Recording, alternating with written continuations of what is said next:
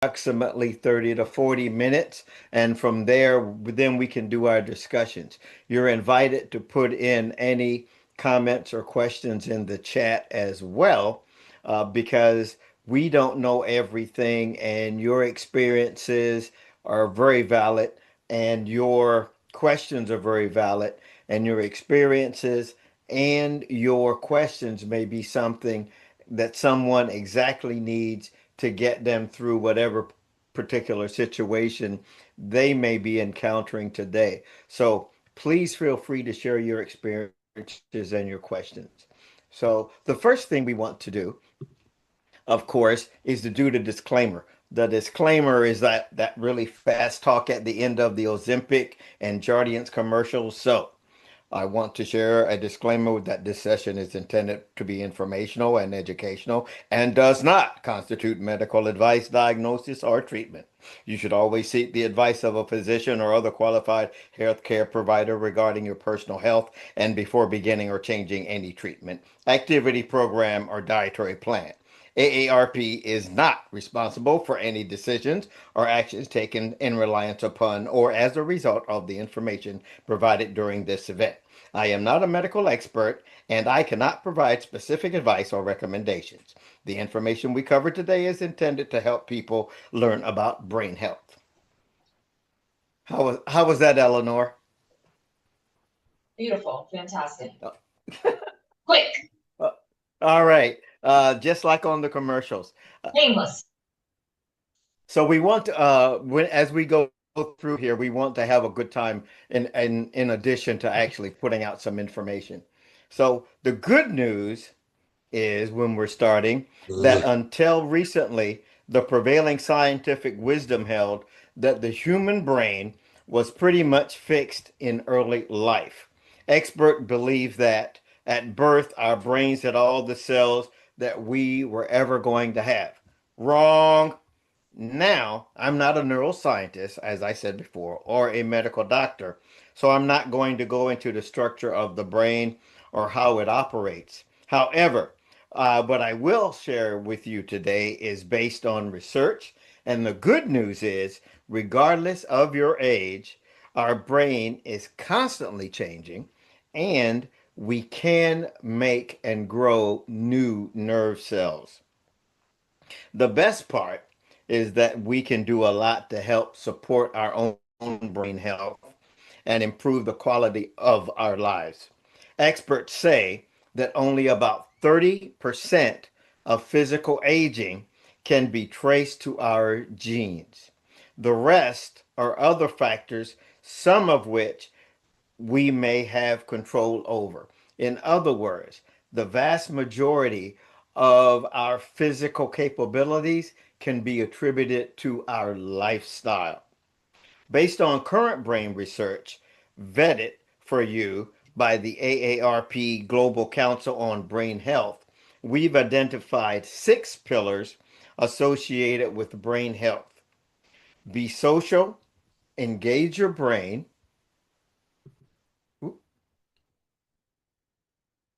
Let's see. There it is. Be social and stay socially engaged. Engage your brain, learn new things, manage stress, address the mental and physical effects of stress, be active,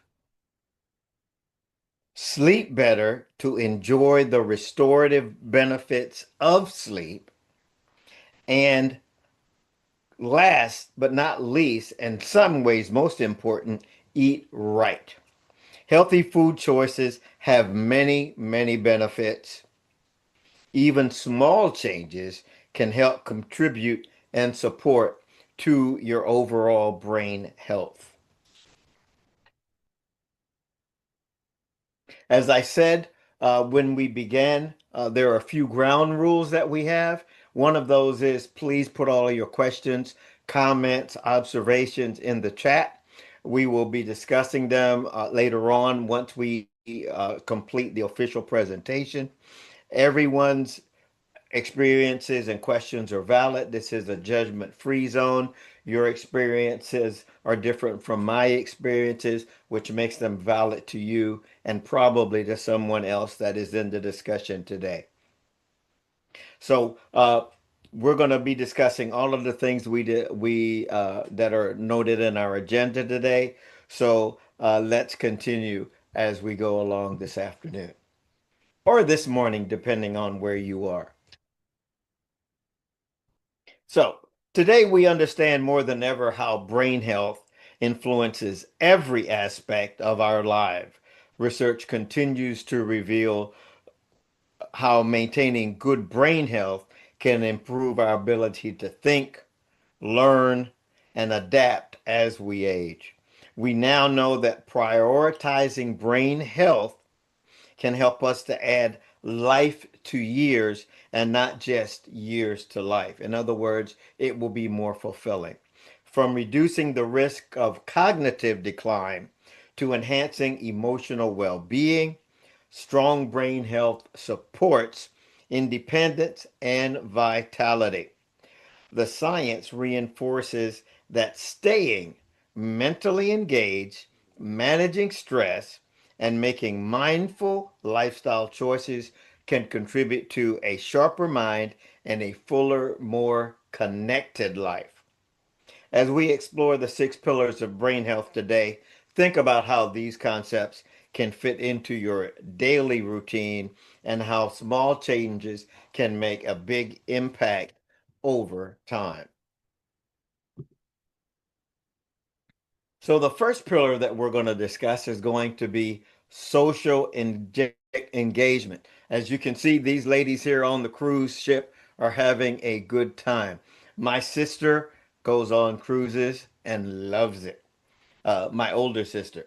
While we may not always be able to gather in person, there are many ways to stay connected over the phone or events or video chat platforms like FaceTime and Zoom, AARP webinars. All of these sorts of things tend to enhance our social engagement, even for those individuals who have physical challenges or can't travel or transportation challenges. All of these things feed into good social engagement. Studies suggest that people who have good social networks live longer and are physically and mentally healthier than people who are socially isolated. Connecting with other people is stimulating and challenging and often adds meaning and purpose to our lives. In fact, experts say social connectedness is a key predictor of health and independence in our later years.